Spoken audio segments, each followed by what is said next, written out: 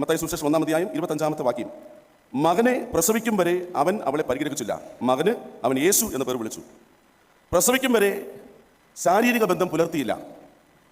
യോസേഫിൻ്റെ ആത്മീകമായ കരുത്തും പക്വതയും പ്രകടമാക്കുന്ന വാക്കാണ് ഈ 25-ാം വചനം. ശരീരത്തിൻ്റെയോ കാമ വികാരത്തിൻ്റെയോ പങ്കിലത ഗർഭസ്ഥ ശിശുവിന് ഹാനികരമാകാതെ യോസേഫ് തീർത്തൊരു സംരക്ഷണ കവചമുണ്ട്. ആ കവചത്തിൻ്റെ പേരാണ് ആദരവിൻ്റെ ആത്മീയം.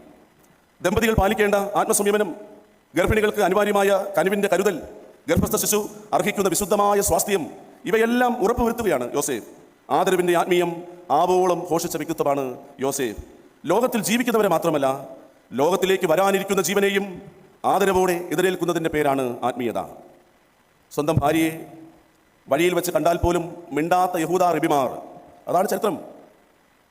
യഹൂദ റബിമാർ സ്വന്തം ഭാര്യയെപ്പോലും ഗൗരവത്തിലെടുക്കാറില്ല. ഭാര്യ ഏതെങ്കിലും അന്യപുരുഷനോട് വെറുതെയെങ്കിലും ഒന്ന് സംസാരിച്ചാൽ പോലും അതിൻ്റെ പേരിൽ വിവാഹമോചനം നേടുവാൻ നിയമത്തിൽ പഴുതുകളുണ്ടായിരുന്ന കാലം, അതായിരുന്നു യഹൂദകാലം. അന്ന് യോസേഫിന് തങ്ങൾ കൂടി വരും മുമ്പ് ഗർഭിണിയായ ഒരു സ്ത്രീയോട് ഒട്ടും കരുണ കാണിക്കേണ്ട ആവശ്യം ഇല്ലായിരുന്നു. എന്നാൽ ദൈവത്തിൻ്റെ പദ്ധതി ഏറ്റെടുക്കുകയാണ്. സർവ്വലോകത്തിനുമുള്ള ദൈവത്തിൻ്റെ സ്നേഹം യേശുവിലൂടെ തൻ്റെ കുടുംബത്തിൽ ദേഹമെടുക്കുന്നു എന്ന് തിരിച്ചറിയാൻ തക്ക വിനയവും വിശുദ്ധിയും വിശ്വാസവും യോസേഫിനുണ്ടായിരുന്നു. ഒരു സ്ത്രീയെ ലോക അപവാദത്തിന് വിട്ടുകൊടുക്കാതെ വീണ്ടെടുത്ത് സംരക്ഷിച്ച് ആദരിച്ച യോസേഫിലൂടെ കൈവരുന്നതാണ് ദൈവരാജ്യത്തിൻ്റെ ആത്മീയത. മറ്റുള്ളവരുടെ തെറ്റുകുറ്റങ്ങൾ നമ്മളിങ്ങനെ ആഘോഷിക്കുകയാണ്. നിജസ്ഥിതി അറിയാൻ നമുക്ക് ആർക്കും താല്പര്യമില്ല. അപവാദ പ്രചരണങ്ങൾ മുഴുകാൻ നമ്മളൊക്കെ ആവേശപ്പെടുകയാണ്.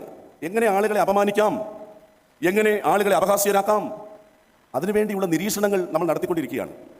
അവിടെയാണ് യോസേഫ് ഒരു മാതൃകാ മനുഷ്യനായി നമ്മുടെ മുൻപിലുള്ളത്. അപമാനത്തിൻ്റെ സാഹചര്യത്തെ ആദരവിൻ്റെ അനുഭവമാക്കി മാറ്റുകയാണ്. ആദരവിൻ്റെ ആത്മീയത വാക്കുകൊണ്ടും നോക്കുകൊണ്ടും വിചാരം കൊണ്ട് പോലും അവരെ അപമാനിക്കാതെ, ദ്രോഹിക്കാതെ, വേദനിപ്പിക്കാതെ നമ്മുടെ ജീവിതത്തെ സൂക്ഷിക്കാൻ നമുക്ക് കഴിയുമോ? 15-ാം സങ്കീർത്തനം. യഹോവേ, നിന്റെ കൂടാരത്തിൽ ആർ പാർക്കും? നിന്റെ വിശുദ്ധ പർവ്വതത്തിൽ ആർ വസിക്കും? നിഷ്കളങ്കനായി നടന്ന് നീതി പ്രവർത്തിക്കുകയും ഹൃദയപൂർവ്വം സത്യം സംസാരിക്കുകയും ചെയ്യുന്നവൻ, നാവ് കൊണ്ട് കുരുട പറയാതെയും തൻ്റെ കൂട്ടുകാരനോട് ദോഷം ചെയ്യാതെയും കൂട്ടുകാരന് അപമാനം വരുത്താതെയും ഇരിക്കുന്നവൻ. ദൈവമേ, നിന്റെ കൂടാരത്തിൽ ആരാണ് വസിക്കുന്നത്? മറ്റുള്ളവരെ അപഹസിച്ച് നടക്കുന്നവർക്ക് ദൈവത്തിൻ്റെ കൂടാരത്തിൽ അവകാശമില്ല. ഏതെങ്കിലും വിധത്തിൽ മറ്റുള്ളവരുടെ സൽപ്പേരിന് കളങ്കം ചാർത്തുന്ന ചിന്ത പോലും ക്രിസ്തു പിറവിക്ക് യോഗ്യമല്ല. കവി പോൾ ക്ലോഡൽ 1934 തൻ്റെ സുഹൃത്തിനൊരു കത്തെഴുതി. ആ കത്തിൽ ഒരു കുടുംബത്തെക്കുറിച്ചാണ് എഴുതിയത്, നസറേത്തിലെ തിരുക്കുടുംബം. എന്നിട്ട് അദ്ദേഹം എഴുതിയത് ഇങ്ങനെയാണ്: ലോകത്തിൻ്റെ മുഖച്ഛായ മാറ്റി എഴുതിയ 3 പേർ. ലോകത്തിൻ്റെ മുഖച്ഛായ മാറ്റി എഴുതിയ 3 പേർ: യോസേഫ്, മറിയ, യേശു. അതെ, ഒരു കുടുംബത്തിൻ്റെ ചരിത്രം ലോകത്തിൻ്റെ രക്ഷാചരിത്രമായി മാറിയതിൻ്റെ പേരാണ് ക്രിസ്മസ്.